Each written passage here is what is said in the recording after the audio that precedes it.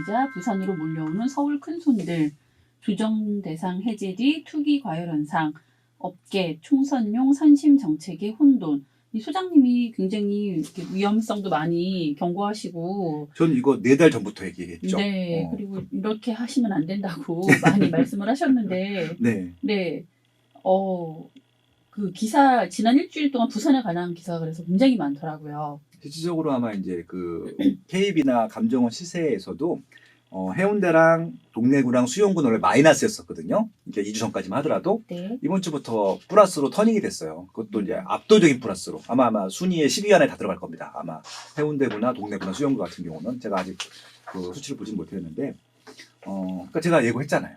이게 조정 지역이라 하더라도 입지가 좋은 데들이 있거든요. 이 지역은 기본적으로 이 지역 내에서 가장 인기가 많은 지역이고 심지어 부산에서도 7개 지역이 조정대상 지역으로 지정됐다가 하나씩 해제가 됐는데 끝까지 남았던 지역이거든요. 그럼 여기는 부산에서 가장 좋은 입지라고 말씀드렸잖아요. 근데 이제 여기에 이미 한 달 전, 2달 전부터 투자 수요처들이 내려가기 시작했고 어떤 정보인지 모르겠지만 이들은 여기 조정대상 지역 해제될 거야라고 확신을 갖고 내려가더라고요. 부산 분들도 그렇고요. 그래서 이게 어떻게 아냐 그랬더니 그럴 거래요. 그래서 이제 근데 진짜 조정이 되고 저는 설마 이렇게 투자층들이 내려가서 기다리고 있는데 조정 지역을 해제해 줄 거라고 상상도 안 했었거든요. 그때 저희가 오시에서 한번 브리핑할 때도 언급을 해드렸었지만 그러다 보니까 불을 붙인 거죠. 원래 불이 붙어있던 것에다가 기름을 넣기 때문에 확 들어 올라온 것들이죠. 지금 문제는 뭐냐면 여기 매물이 없어요. 그러니까 이 매물이 없는 것들이 두 가지 의미가 있거든요. 정말 수요 대비 공급이 적어서 매물이 없는 경우도 있고 정말 싹쓸이를 해갔기 때문에 매물이 없는 경우가 있거든요. 이건 지금 제 생각에는 수요 대비 공급이 적어서가 아니라 싹쓸이를 해간 거예요. 이럴 때는 투기 수요가 많이 들어간 것들이고요. 심지어는 거품이 생길 수도 있는 부분들이기 때문에 아까 그 기준 있잖아요. 일자리가 많거나 지역 내에 정말 선호 지역이거나 향후 5년이나 10년 내에서 문제가 발생할 수 있는 지역들은 무조건 제외를 하셔야 되는데 지금 그런 거를 안 봐요. 논리적으로 매물이 없다 보니까 막 사는 거예요, 지금. 지금 저는 그런 것들 우려가 돼서 지금 계속 그런 칼럼 사지 말라고 칼럼을 쓰고 있거든요.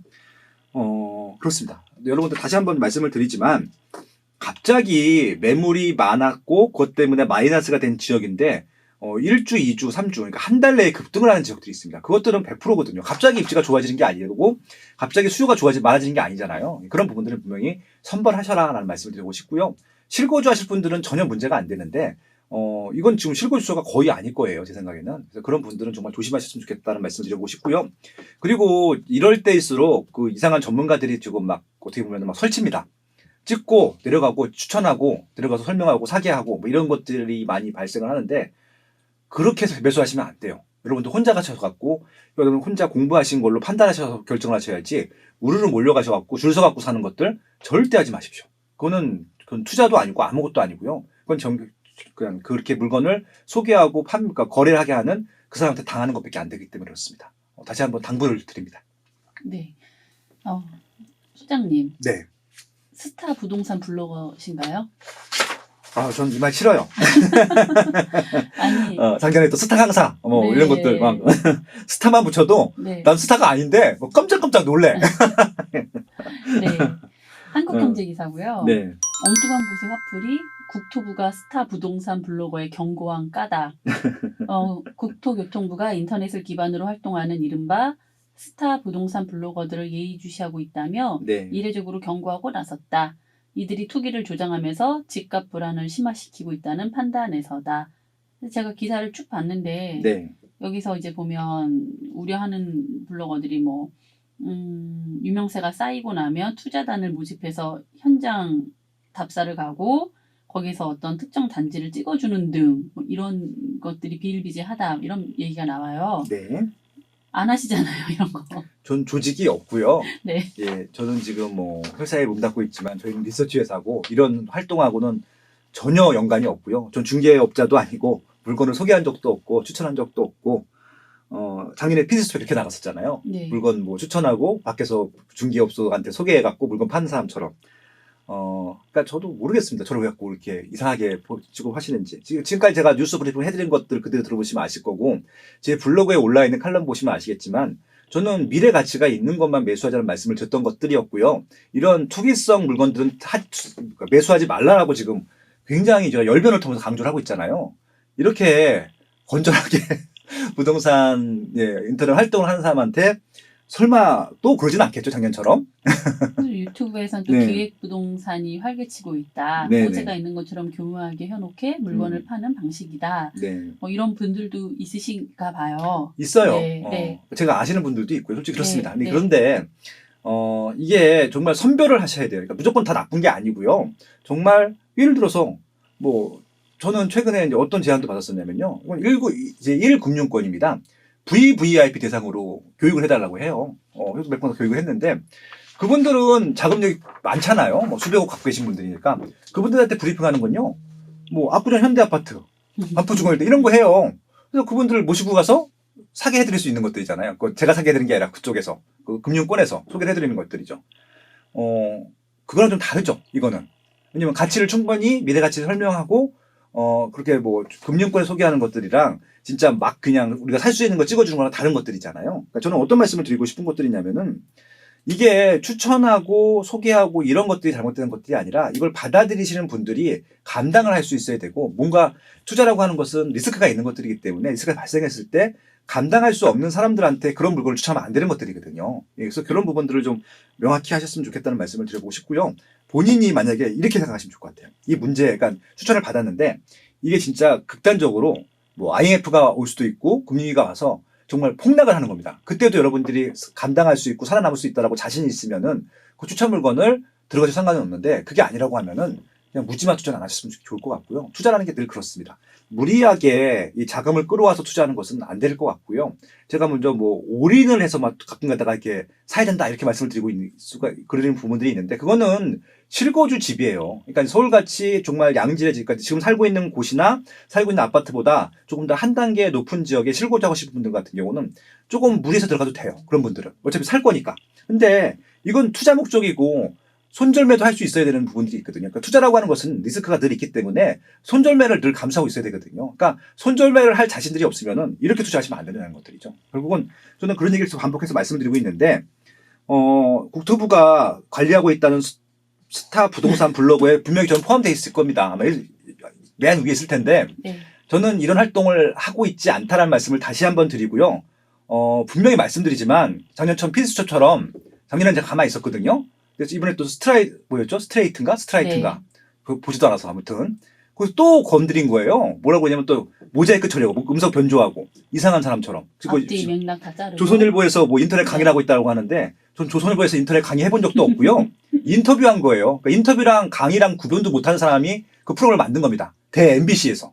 제가 이제 그걸 이제 그 네이버 오디오 클립에서 얘기를 했더니 그 네이버 오디오 클립의 본부장님께서 MBC에 항의 투서를 하셨어요. 뭐 하는 짓이냐고. 예, 그 정도로 말도 안 되는 짓을 하고 있거든요.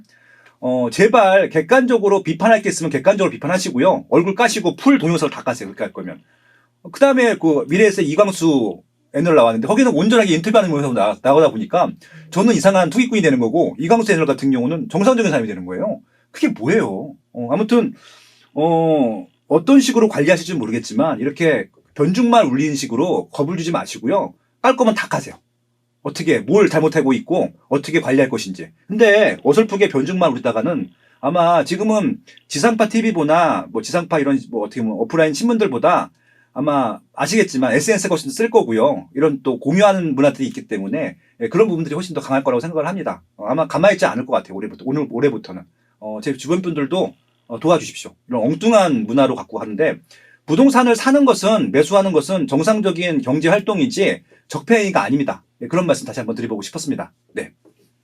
아무튼 스타 부동산 블로거셔서 겪게 되는 어떤 구설이니까 네, 참 안타깝습니다. 그러니까 보다 보면은 그 소장님을 많은 분들이 아시니까 스타 부동산 블로거 하면 소장님을 먼저 떠올리실 텐데 내용에 보면 기사 내용은 또 소장님과 상관없는 내용들이 전혀 교묘하게 상관이 없어요. 네, 그렇게 섞여 있어서 그러니까 마치 작년에 피디수첩도 제가 맨 처음에 나오고 제 이후에 나오신 분들은 컨설팅 하신 분들이 맞잖아요. 네. 저는 컨설팅 하는 사람이 아니고. 그러니까 그런 식으로 네. 표지를 갖다 쓰는 거예요. 그러니까 지금 뭐 각 언론사에서 헤드라인 뽑을 때 그렇게 뽑긴 하거든요. 그러니까 일부 가지고 전체가 다 그런 기사처럼 보이는데 그런 것들을 정부에서나 그런 뭐 큰 지상파 방송에서 그렇게 하시면 안 되는 것들이잖아요.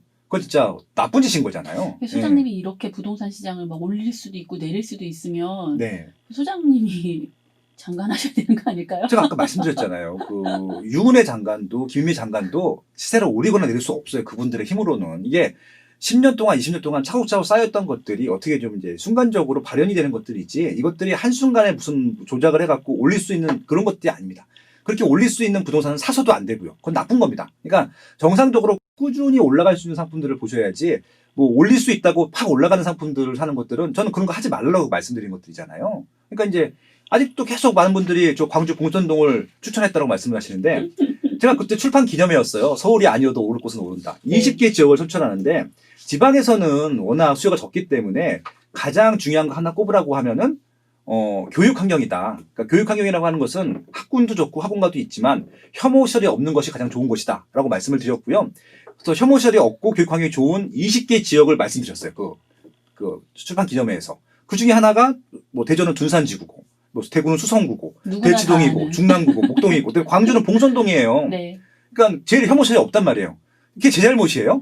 제가 복성동 아파트 사라고 그런 것도 아니고. 그러니까 이제 예를 들어서 지금 뭐 해운대구도 학군이 좋고 동래구도 학군이 좋고 수영구도 학군이 좋아요. 그러니까 제가 늘 말씀드리는 언급된 지역들은 아마 전국에서 228개 시군구 중에서 많아봤자 30개 전일 거예요. 예. 근데 제가 올릴 때마다 그 지역들이 다 올랐다라고 하면은 그 문제가 있는 거 아니에요.